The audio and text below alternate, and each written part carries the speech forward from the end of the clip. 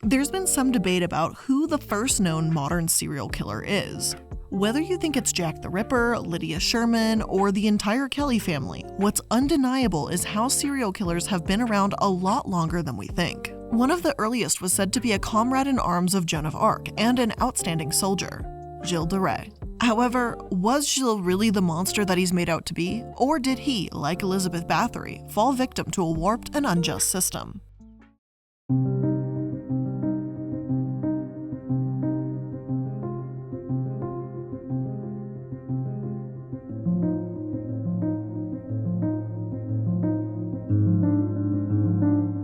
Hello everyone, and welcome back to Prism of the Past. Today, we're going to be talking about the notorious historical serial killer, Gilles de Rais.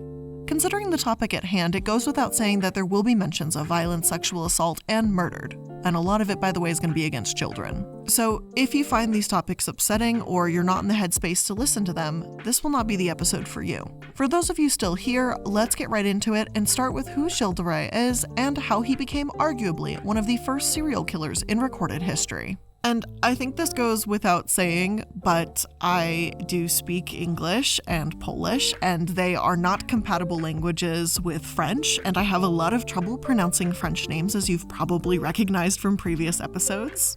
So I will be trying my best, but for some reason, French words just can't come out of my mouth properly. So I'm going to do my best, but this is your heads up that I'm probably going to mispronounce a few French words. So let's get into it.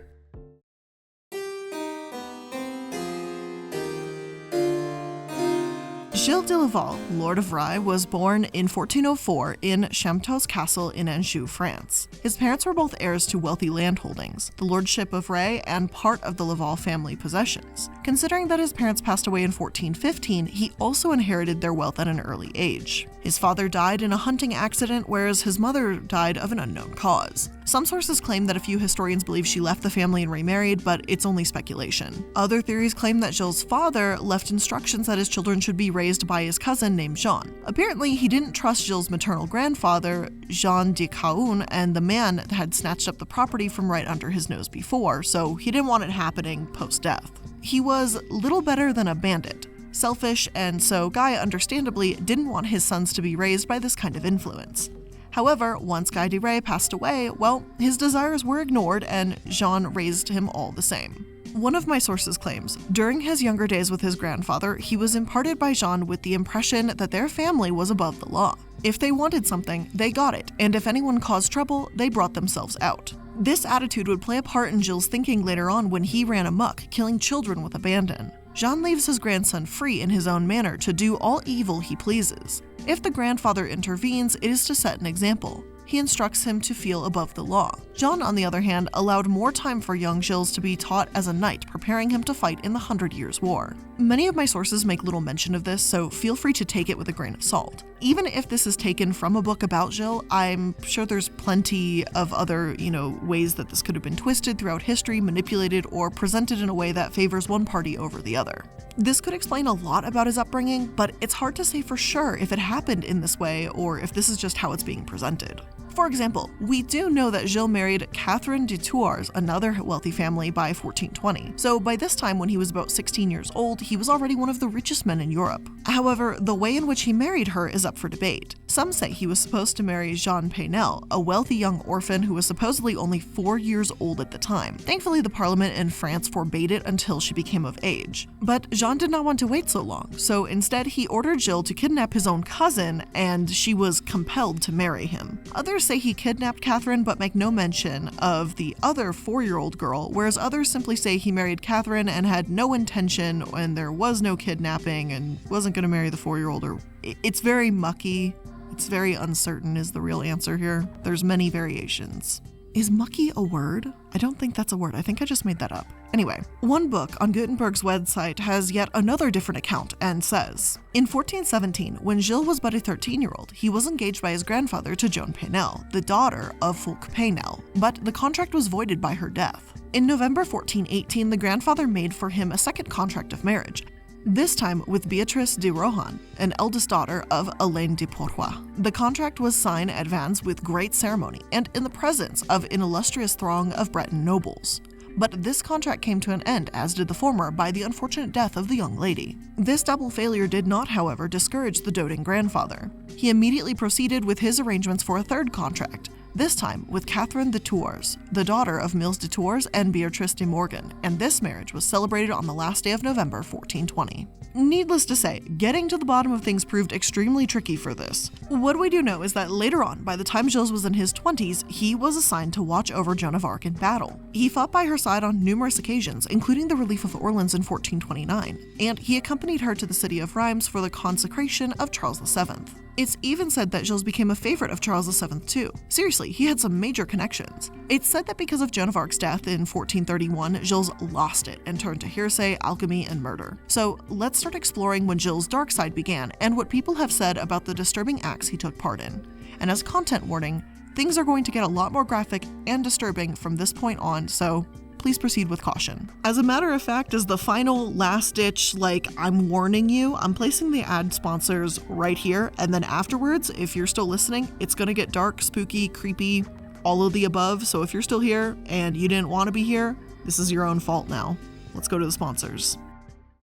The end of the year is quickly approaching, and a lot of us are starting to think about what we can do in the next year, in 2022, to make our lives a little easier, better, and safer. One of those things you probably should consider is stop giving away free information to your internet service provider. Every time you go online without using ExpressVPN, your provider like AT&T, Comcast, CenturyLink, whoever, they can see everything you do. And yes, that includes anything that you visit while incognito mode as well. On top of overcharging you, they are legally allowed to sell all of your browsing activity to third-party advertisers for massive profits. And that's why I'm using ExpressVPN. Simply fire up ExpressVPN on any of your devices, phones, laptops, whatever, and with one button to connect, and then it does its thing in the background, and that's one of the best things about it. You set it up, let it run, and it does its thing. So you've given your ISP enough this year, and it's time to start doing some taking. So take back your internet privacy today with the VPN rated #1 by TechRadar and Mashable. Visit expressvpn.com/prism and get 3 extra months of ExpressVPN for free. That's expressvpn.com/prism. expressvpn.com/prism to learn more. And again, in theme with that end of the year, new year coming up, it's time to start thinking about what you're doing to feed your body, to make yourself feel good. I know the beginning of the year is when a lot of people like to do diets, the whole new me, new year kind of shenanigans, and you can give yourself a little step up with the help from HelloFresh. HelloFresh offers 50 menu and market items to choose from every single week, including vegetarian, calorie smart, and gourmet options, providing plenty of variety for whatever your caloric needs are. Ingredients travel from the farm to your door within a week, so you get the convenience without skimping on the quality. Plus, skip trips to the grocery store and avoid all of those crazy lines. HelloFresh meals are quick and easy. Most are ready in about 30 minutes, but they even have some quick and easy meals, 20-minute recipes, and low prep or easy cleanup options to help you get food on the table quicker. So if you want to get started with HelloFresh, make sure you go to hellofresh.com/prism14 and use code PRISM14 for up to 14 free meals and 3 free gifts. Again, go to hellofresh.com/prism14 and use code PRISM14 for up to 14 free meals and 3 free gifts.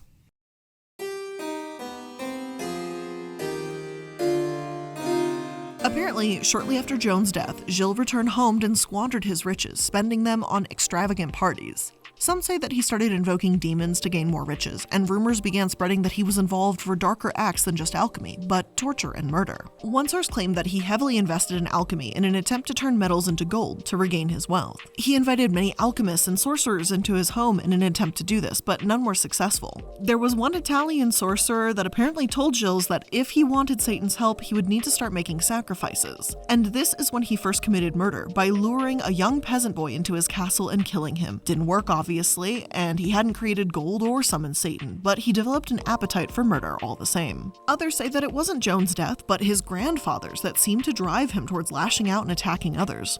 According to this source, bored with civilian life and freed from the tyranny of his grandfather after the old man's death in 1432, de Rais began experimenting with the occult. An extremely pretty boy, known as the Poitou, was taken to his castle at Marcoul and raped by de Rais. Just as the boy was about to be killed, a servant suggested keeping him as a page, and de Rais agreed. Poitou became one of his most devoted acolytes. This account also claims that he would hang boys on hooks, rape them, then have a servant decapitate them. Gilles apparently abused the headless corpse, cut open the stomach, pulled open the entrails, and masturbate all over the body afterward. When he was finished and went to bed, his servants would cremate the corpse in the oven. Allegedly, hundreds of children were tortured and killed this way. Some say he was sacrificing the children to a demon. Britannica states it was over 140 children that he killed, while others make it a point to say that he would stare the children deeply in the eyes as they died. Original court documents even state that he had a macabre collection of heads on display, and he would ask members of his court which ones they thought were the most beautiful. The accusations levied against him are some of the most grotesque things you'll even hear. I'll spare you some of the disturbing details, but use your imagination. Between 1432 and 1440, Gilles de Rais and his servants committed these heinous acts under their parents' noses, parents who believed their songs were training to be knights or choir boys. In 1440, the rumors about boys going missing near Gilles de Rais' castle came to a head, and the church stepped in to conduct an investigation. Others say the investigation really began after the disappearance of a clergyman named Jean de Ferron. Gilles had allegedly gotten into a dispute with this clergyman and kidnapped him in May 1440.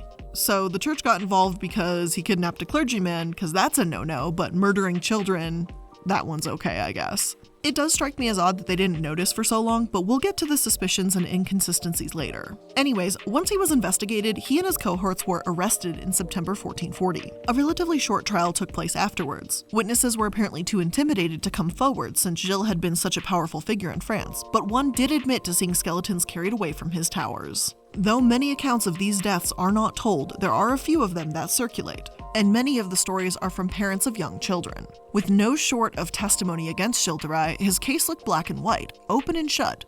Old trial documents seem to verify as much, stating that he boasted about his crimes and willingly confessed to murdering and sexually abusing children. He also confessed to having evoked evil spirits, being a heretic, a sorcerer, a sodomite, everything he was accused of. While some say he was a full-blown Satanist, others point to his words at the end of the trial. Apparently, he told the court that, quote, "As a Christian, he was their brother, and urging them and those among them whose children he had killed for the love of our Lord's suffering to be willing to pray to God for him and to forgive him freely," end quote. Sure doesn't sound like the words of a Satanist, but maybe he was just putting on an act. He allegedly said the evil inside of him came from being born under a certain constellation. Some theories say he had a mental illness, but generally speaking, his motives are not clear. After all, he wasn't able to get gold or summon Satan to make him wealthy, so why keep killing? Did he actually enjoy it?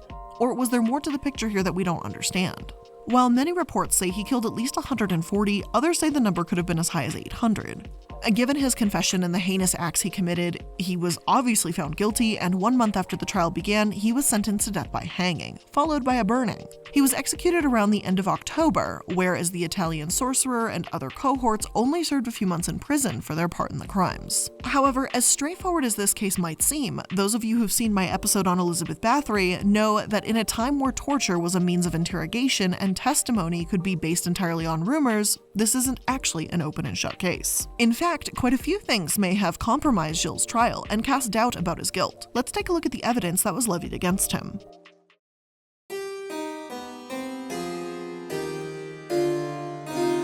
Poitou, the boy that became Gilles de Rais' page, was a massive witness for the prosecution. He ultimately decided to make a full confession to avoid torture, which justifiably led to speculation that his confession was coerced. Even though he confirmed what we've already heard about Gilles' depraved acts, if it's a forced confession, then is there really any validity to it? Henry Griard, who seems to have been Gilles' librarian and who some speculate was in a relationship with the boy, also confessed to these events under potential threat of torture. So now, was the boy even assaulted when he arrived at Gilles' castle at all? There are quite a few holes in the story when you look closer, because the boy was apparently 10 years old in 1427 or so, and when Gilles confessed to his crimes, he said that it began when his grandfather died in 1432. So if Poitou had been threatened as a young boy at the age of 10, then it would have been before 1432. Poitou also claimed to have been raped and threatened by Gilles when he was about 20 or so, after he saw dead children in the castle, which would have been a few years after the crimes began. One website that advocates for Gilles' innocence says that the judges let this slide, and that biographers, such as Jean Benedetti, who wrote a biography about Gilles in the 70s, says that Poitou may have confused or conflated the two events. Still, this doesn't really seem all that likely, as one event was when he was 10, another 20, and some say that this man probably didn't confuse or misplace such a traumatic event by an entire decade. It makes more sense that he was tortured or threatened at that time period. I'm not saying it's impossible that he conflated the two, but we can really only speculate. The librarian and other key witnesses for the prosecution also apparently gave graphic details about the torture and murder of the kidnapped children. Testimony said that he was a servant of Gilles and that he had discovered decapitated heads in trunks. And he had even been responsible for delivering many of the children that were killed to Gilles himself. Prelati, the sorcerer we mentioned earlier, also took the stand to talk about Gilles' interest in demons and how he killed for the purpose of summoning them. He even admitted that he took part in these ceremonies, making it all the more surprising that these other conspirators were only given a few months in prison. So the question remains, did torture take place in this case?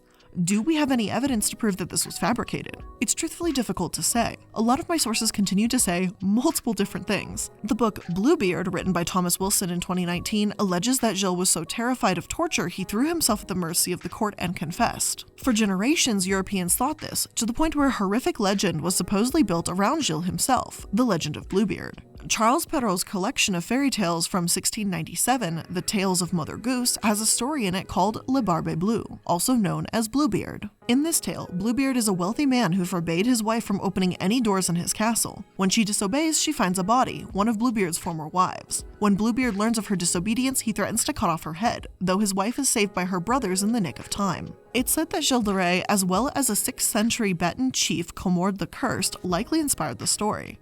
Bluebeard has circulated throughout Europe, Africa, and Eastern folklore. Though this doesn't mean that the story is definitively about Gilles, it's as if it sounds like the story of a murderous husband in general. The idea and legends about Gilles have taken off, and that becomes the fairy tale. He's even been immortalized in the anime Fate Zero, where he's a despicable child murderer who takes the name of Bluebeard. However, we have one perspective right now, and that's those who have written and studied the text of Gilles' trial. Now let's take a look at a different perspective and see if we can find any definitive proof of his guilt or innocence.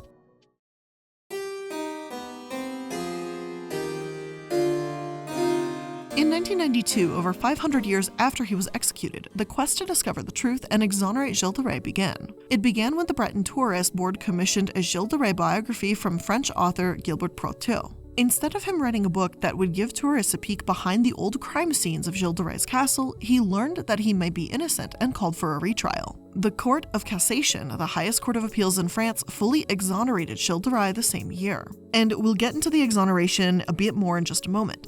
In fact, attempts to clear his name go back as far as 1443, though those clearly didn't get the traction.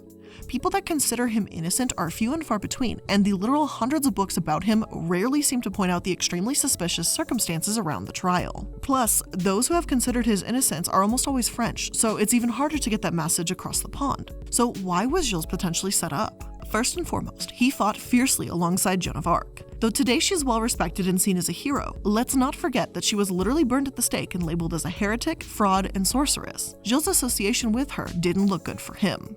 Secondly, Gilles was throwing money down the drain for parties, and I mean that's fine, it's his money, but church officials wanted his money. And by the way, who do you think got all the money after he died? The bishops coveted his castle and land, and they clearly had a motive for seeing him hang. In 1992, the New York Times wrote, Michael Kripal, a former justice minister, said Gilles de Rais was tried for sorcery when the trial's true motivation was political. If he had been tried under common law, all other warriors of that time or even later should have also been brought to trial, he added, reminding the court that Joan of Arc was herself tried and executed for witchcraft. With some 200 books already dedicated to Gilles de Rais, Michael Fiore, an amateur historian, said that it would be virtually impossible to determine the truth about the man. Let's try to come up with something approaching the truth rather than pretending we know the truth, he said. Does this mean that Gilles is innocent without a doubt? Well, it means that he certainly didn't get a fair trial at the very least. Author of the Gilles de Rais Was Innocent blog, Margot Kegjubi, spent years deciphering the story. She calls herself Gilles de Rais' representative on Earth and has posted links to original documents in English and in France explaining how each myth began to pass for fact. She has made the consistent point that there is no physical evidence whatsoever, and Gilles was convicted on testimony alone. She continues to post on the blog frequently, even claiming that Gilles de Rais was never meant to be completely estranged from the Bluebeard myth, explaining that the conflation is due to the fault of one writer, Abbe Bossard, who also only used speculation to connect the two and no sources whatsoever. One of his only sources was apparently an old woman whose testimony he trusted, when this case proves, if anything, anecdotal evidence should not be enough. Juby also clears up misconceptions that Gilles violated the decapitated heads of his victims was never even mentioned in the trial records. Even what he was accused with has been warped over time. Now, I'm sure you probably still have many questions, because I sure did at this point. What about these children that were going missing, and why would anyone go through this trouble to frame him? Well, thankfully, Juby actually answers this too, and according to her, there is no evidence to indicate that more children might be expected when missing in his vicinity. The country was in a state of upheaval, with bands of soldiers living off the land, and the years when Gilles was supposedly pursuing his murderous career, there was kind of a mini ice age, with long and bitter winters.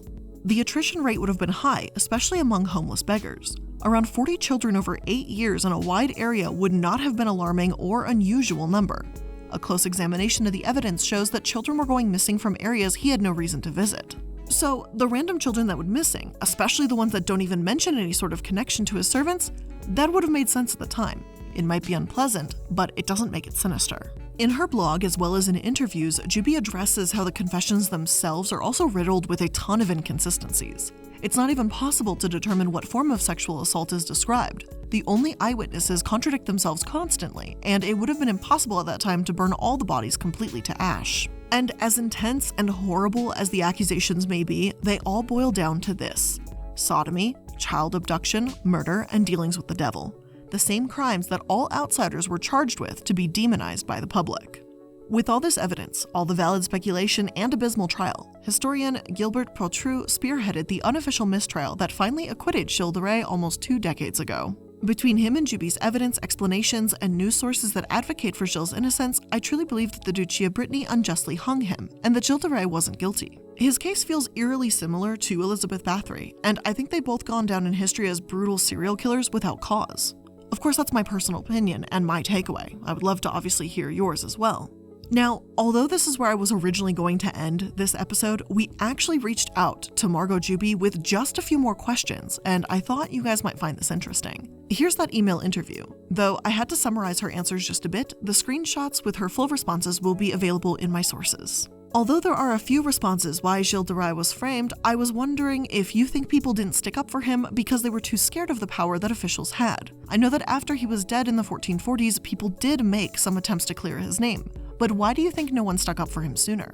She says, almost entirely because he was charged with heresy. Anybody who stood up for a heretic was likely to be seen as a fellow heretic and possibly prosecuted. Hence, no lawyer would defend an alleged heretic in court. The only person who could have intervened effectively with Charles VII, he was the Duke of Brittany's suzerain.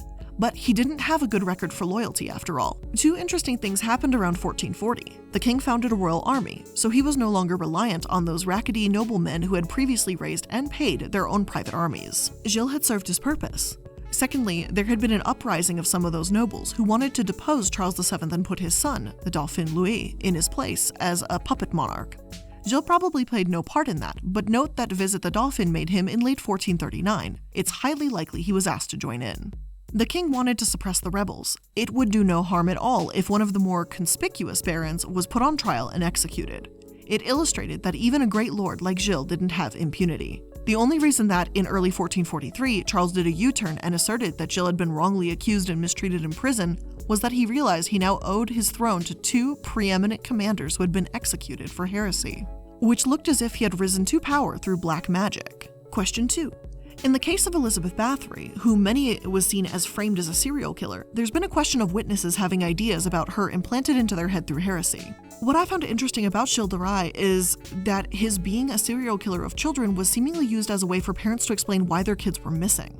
How much of the testimony in court do you think was actually desperate parents wanting to find someone to blame, or citizens just regurgitating what they heard? She responds, disclaimer, I know almost nothing about Bathory. I read a book about her when I was a teenager, but I don't think it was a terribly accurate book. I don't think people use Gilles de Rais as an explanation for children going missing because A, there were much fewer parents testifying in court than most people realize, and B, there were so many reasons why a child might go missing at that time. This is a quote from The Black Baron by Tennille Dix, highly overwrought prose, but not inaccurate. In the year 1420, conflict and desolation reigned. War had dwelt in France for a full century, and its rigors were increasing. Armed bands of soldiers paraded up and down, burning villages and scattering the flocks. Private nobles held the roads, seizing at will whoever passed their castles.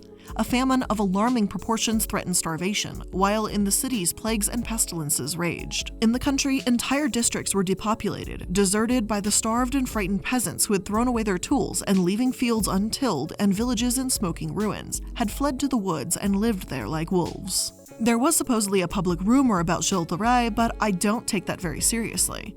As I mentioned in my answer to question 1, we know exactly who was spreading dirt and who was paying them. In fact, statements and indeed confessions at this period should not be seen as spontaneous utterances. They were written down by a notary who assented to either verbally or by the person's signature or mark. 3. How easy would it have been to find physical evidence? The entire court case depended on testimony alone, but there was no physical evidence. But back in the day, of course, there wasn't DNA. Do you think it would have been easy to find physical evidence back in those days if it existed? Or if there even is a possibility that it was hidden before trial, why or why not? She responds, there should have been evidence of some kind. Gilles de Rais was arrested in a surprise move and surrendered at once with no time taken to hide anything. If he was committing crimes at the rate he was accused of, there should have been something. Bloodstains, a body, charred bones, some of those severed heads were told he kept for at least 3 days. He was meant to have a hook in his bedchamber for hanging children from. But all that was found was suspicious ashes in a hearth. As you say, no DNA, and ashes are exactly what you would expect to find in a hearth, and a bloody child's shirt. And they weren't found in the castle, but in a small house where Prelati and Blanchett lived, and there's no record that Gilles ever visited that house. I want to thank you so much, Shubi, for answering our questions. I really do appreciate you taking the time to just give a little bit of extra insight into this case. And thank you to all of you for listening and tuning in to today's episode. That is where I'll be ending today's episode of Prism of the Past. I hope you learned something new today, and if you do, make sure that you're liking, following, and subscribing so that you can stay up to date on all the recent episodes. I appreciate you taking some of your time to spend it here with me today, and I'll see you in the next one. Bye!